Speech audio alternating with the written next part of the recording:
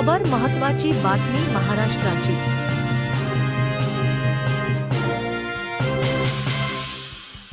माफ व्हावं, परंतु 40,000 कर्ज आहे अंजुमन।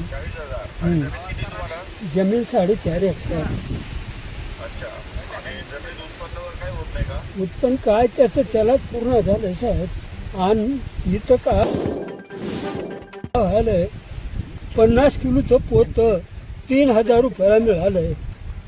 आणि माझं उरायचं का पोत क्विंटलचं 4,000 रुपयाला चाललंय। मागं शिल्लक काय बी राहण्यात झालं। म्हणून मालाला भाव मिळावं झालं, कर्ज माफ व्हावं आणि ह्या शेतीला थोड्या शेतवाल्याला सगळ्याला बी खात मिळावं अशी आमची भावना आहे। मी त्यावर कारवाई करतो, पण आता सध्या तुम्हाला शेती कसण्यासाठी काही मदतीची गरज आहे का? आता काय कोळपणाला ह्याला त्याला खुरपणाला आमच्याकडे पैसा नाही, म्हणून आम्ही आऊत वडून ही गवत काढून त्याला खुरपून काढतोय साहेब। त्याला दुसरा काय मार्ग आहे? म्हणजे कुणी गावामधून आपले बैल जोडी वगैरे भाडेपट्ट्याने देईल का तुम्हाला? बैल ट्रॅक्टरवाला येऊन काही भाडेपट्ट्याने करेल का? ते ट्रॅक्टरनं त्याला दुसरा काय मार्ग आहे ते मला सांगा। ट्रॅक्टरनं जमना साहेब, याच्यामध्ये बैलानंच करावं लागतंय। मग गावात बैल आहे का कोणाकडे? बैल आहेत तर बरे 3,000 रुपये हजेरी मागतात, आम्हाला मदत कुणी करू शकत नाही।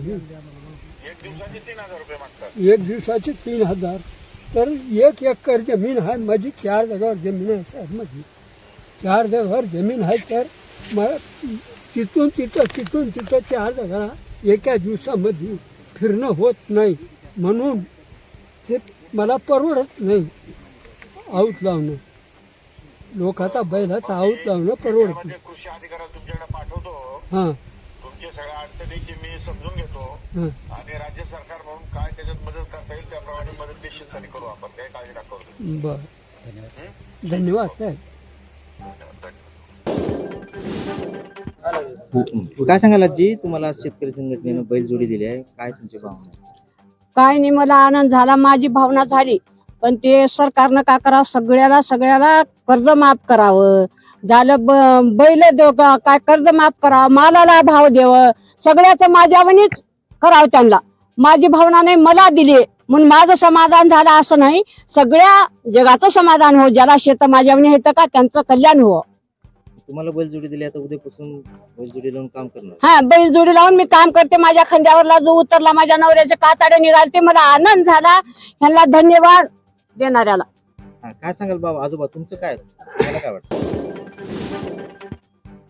बैलजोडी मिळाली आज तुम्हाला? बैलजोडी मिळाली, मला आनंद झाला, सगळ्याला आनंद झाला, मला आनंद झाला, तसं सगळ्यालाच आनंद व्हावं। पुऱ्या भारताला जेवढे कुणबी आहेत तेवढ्याला असाच आनंद हो। मला जसा आनंद होत आलाय तसं त्याला बी आनंद हो, त्याचं कर्ज कमी हो, परत तू मालाला भाव मिळावं, तिथून हे त्याला बी सगळ्या ह्याचं कर्ज माफ हो। तर आम्हाला बी आनंद होईल। हा मला दिलं त्यांना नाही म्हणलं तर काही नाही, ते आम्हाला आनंद होणार नाही। त्यांना बी देवा तर आमची समाधानी होईल। आमच्यावनीच आहेत ते बी माणसंच आहेत। आम्ही जो वडलो म्हणून आम्हाला दिला असं नाही, सगळ्याच कर्ज माफ करा, मालाला भाव द्यावं, सगळं करा। शासनाकडून अजून मदत मिळाली का तुम्हाला? काय मिळाली? 50 वर्ष झालं शेती करते आमचे नवरे, मग 50 वर्ष झालं बैल होते, 40 वर्ष, मग त्या बैलावर असं तसं करत होतो। मग 10 वर्ष झालं माझा नवरा खांद्यावर जो घेऊन वडते, मी कोळपा हाणते, ती एवढी शेती आम्ही असंच करतो। हरभरा पेरो काय बी पेरो आमचं असंच आहे। कोणी बघाय नव्हतं, पण कोणी बघितलं की आमचं आम्ही वाटला हे करणार, तो कोण तर बघून आम्ही काय करा मंडळी कुणाला, पण कोण मला कळकळ आली की आमची कोणी वाटून घेतलं आमचं। आम्हाला हे करता येईना, आऊत लावून आम्हाला परवडणं झालंय।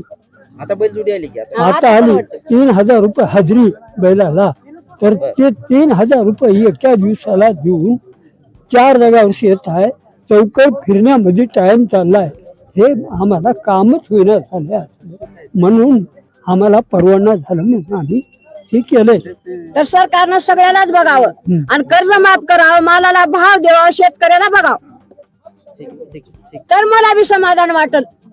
माझी समाधानी झाली अशी नाही, दुनियाची समाधानी हो. दुनिया माझ्यासारखीच आहे, त्यांना बी अशी शेती आहे, गरीबच आहे तर सगळे काही नाहीत भाग्याची.